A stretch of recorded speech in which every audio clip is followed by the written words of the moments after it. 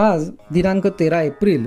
आजच्या प्रवचनाचा विषय संतांचे ग्रंथ.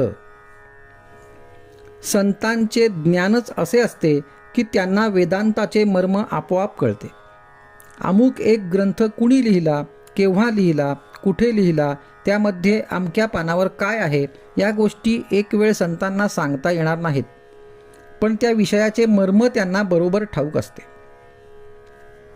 आपण पोथीतले नुसते शब्द तेवढे वाचतो, त्यांचा अर्थ संतांच्या कृपे वाचून कळणे कठीण आहे. बापाचा निरोप लहान मूल आईला आपल्या बोबड्या शब्दात आणि स्वतःला कळला असेल तसा सांगत असते, तितपतच पोथीतल्या शब्दांचा अर्थ आज आपल्याला सांगता येईल. संतांनी ग्रंथ लिहिले याचे कारण ज्यांना बुद्धीने खात्री करून घ्यायची आहे त्यांनी ती करून घ्यावी आणि परमार्थ करावा. संतांच्या वचनाचा ओढून ताणून अर्थ करू नये, त्याचा सरळ अर्थ घ्यावा. ग्रंथ वाचित असताना आपली मते बाजूला ठेवावीत. एका अक्षरावर दुसरे अक्षर लिहिले तर पहिले दिसत नाही आणि समजत नाही, म्हणून शुद्ध मनाने ग्रंथ वाचावा. आपल्या वडिलांचे पत्र जर आपल्याला आले तर आपण त्यातले अक्षर अक्षर वाचतो, तसे ज्ञानेश्वरी, दासबोध हे ग्रंथ अगदी मनापासून वाचावेत.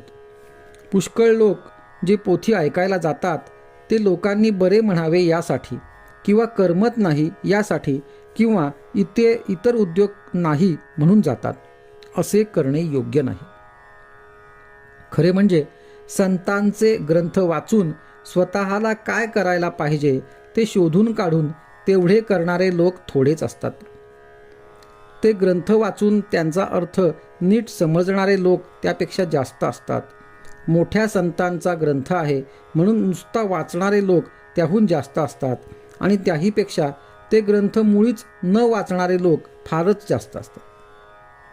जगाच्या प्रवाहाच्या उलट जायला संतांजवळ शिकायचे असते. संतांना व्यवहारापुरतीच देहाची स्मृती असते. ते देहाला सावलीप्रमाणे मानतात. सावलीला दुःख झाले म्हणणे केव्हाही अयोग्यच.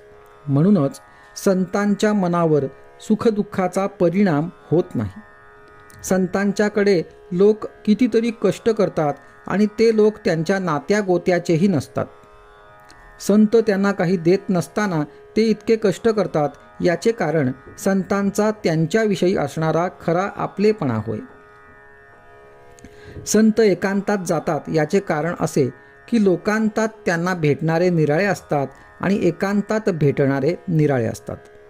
लोकांतात संताची शांती बिघडते असे मुळीच नाही, पण एकांतात भेटणाऱ्यांना लोकांतात भेटता येत नाही, म्हणून ते एकांतात जातात.